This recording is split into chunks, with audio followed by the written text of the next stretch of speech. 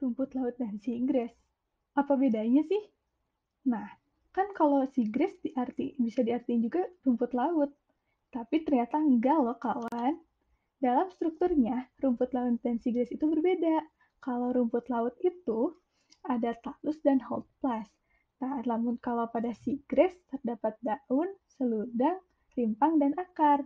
Menurut Susanto tahun 2008, rumput laut bisa disebut sebagai seaweeds, di mana tumbuhan yang tidak dapat dibedakan antara bagian akar, batang, dan daun.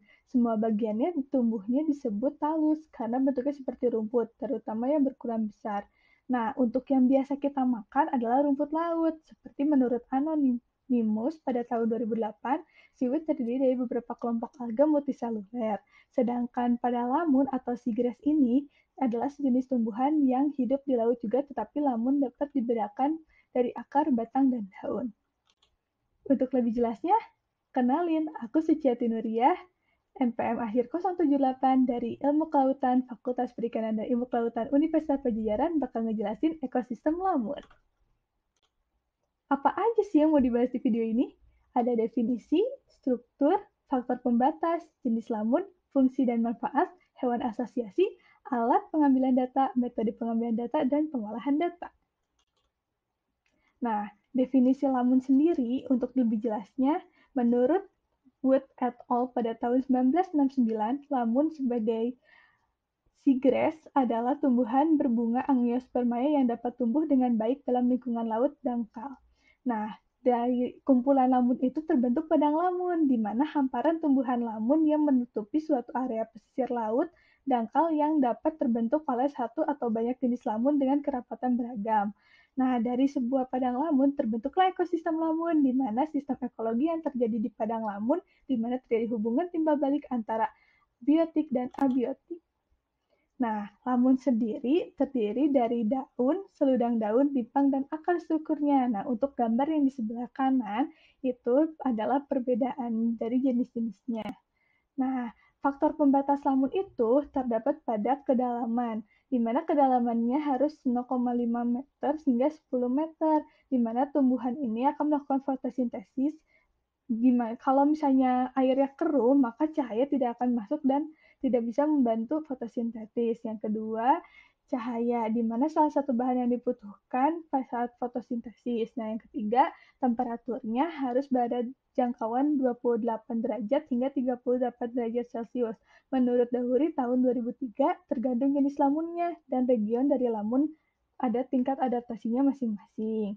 Nah, pada salinitasnya harus pada kisaran 10 ppt hingga 40 ppt. Karena di lautan tropis 40 ppt namun pertumbuhan dapat sedikit terganggu atau hidupnya tidak bagus dengan region yang berbeda. Maka untuk optimumnya berada pada 35 ppt.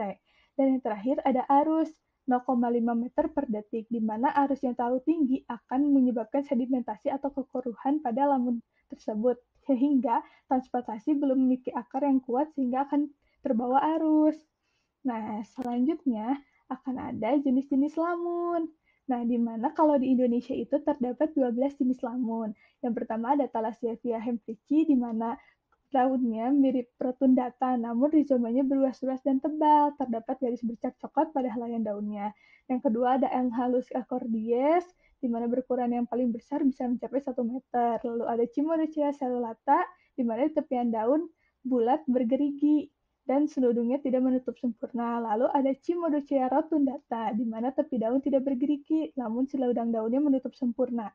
Yang kelima ada Stringodium isothiolium, di mana daunnya berbentuk silindris. Nah, yang keenam ada Thalassodendron ciliatum, di mana daunnya berbentuk pita terkumpul membentuk klaster.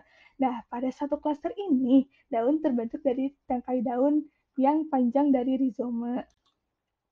Nah, lalu selanjutnya ada Halodul planifolia, di mana daun yang pipih panjang tapi berukuran kecil. Nah, pada satu urat daunnya jelas. Nah, lalu rizomanya halus dengan bekas daun yang jelas menghitam. Lalu ada Halodul univervis, di mana Halodul univervis ini daunnya pipih panjang dan berukuran kecil. Sama seperti yang tadi, seperti Halodul ponifilia, namun ini rizomanya halus dengan bekas daun yang di ujung daunnya terdapat seperti trisula. Nah, lalu yang ke-9 ada Halophila minor dengan daun yang berukuran kecil seperti bentuk oval, lalu berpasangan di setiap ruasnya. Lalu ada Halophila opalis, yang dimana tulang daunnya bisa lebih dari 8, dan permukaan daun tidak berambut. Lalu ada Halophila spinulosa, di mana satu tangkai daun keluar dari rizoma yang terdiri dari beberapa pasang daun. Dan yang terakhir ada Halophila decipiens, di mana daunnya lebih cenderung oval atau lonjong berukuran kecil, terdapat 0-8 tulang daun dan permukaan daunnya berambut. Lalu, fungsi dari lamun sendiri adalah sebagai produsen primer, sebagai tumbuhan eutrofik yang mengikat karbon dioksida. Lalu, bisa juga sebagai habitat biota, di mana lamun ini menjadi tempat perlindungan dan tempat menempel berbagai organisme laut. Nah, ini tuh sangat penting ya untuk penyu dan dugong, karena mereka itu akan memanfaatkan lamun sebagai makanan utamanya. Nah, sebagai penahannya, arus dan gelombang serta penangkapan sedimen daun fungsinya penangkapan serta penahan arus dari gelombang. Jadi, akarnya ini akan menahan sedimen itu untuk menstabilkan dasar permukaan. Nah, sebagai penyerapan karbon juga bisa, karena sebagai dalam pemanasan global, penyerapan karbon oleh lamun berkontribusi sangat signifikan terhadap total serapan karbon vegetasi pesisir. Nah, di situ tuh terdapat juga hewan asosiasi ekosistem lamun. Ada worms, krustase, molluska, echidna dermata, tunicats, fish, reptil, dan mamalia. Lalu, untuk pengambilan data lamun, kita menggunakan 10 alat, yaitu ada butis, alat tulis, GPS, rometer, maxnorkel, kertas neotop atau sabak, frame quadrat plot, Livefrom, Logsheet, laptop dengan aplikasi Excel untuk perhitungan nanti. Nah, di sini ada beberapa metode. Yang pertama ada metode transek kuadrat, di mana itu diturunkan oleh English et al. Pada tahun 1997, yang memiliki 3 garis horizontal untuk menghitung transeknya dengan interval 50 meter. Lalu ada metode Seagrass Watch, di mana ini tuh diturunkan menurut McKenzie pada tahun 2011. Metode ini dimodifikasi pada transek kuadrat, namun hanya menggunakan 2 garis transek dengan panjang interval 25 meter yang digunakan pada lamun yang keadaannya rusak. Lalu ada metode SCAR, di mana metode SCAR ini tidak hanya menghitung lamun, tapi menghitung juga pola hidup dugong. Nah, untuk metode salto dan ATOB, ini biasanya digunakan oleh peneliti-peneliti yang sudah sangat ahli di bidang lamun ini. Biasanya menggunakan interval transek pada panjang yang dibuat 50 meter hingga 100 meter. Nah, di sini juga ada untuk menghitung lamun, tutupan lamun kita menggunakan frame lamun, di mana ada 2 jenis plat kotak berukuran 50 x 50 meter. Ini tuh paling mudah karena biasanya digunakan oleh peneliti-peneliti dari Indonesia.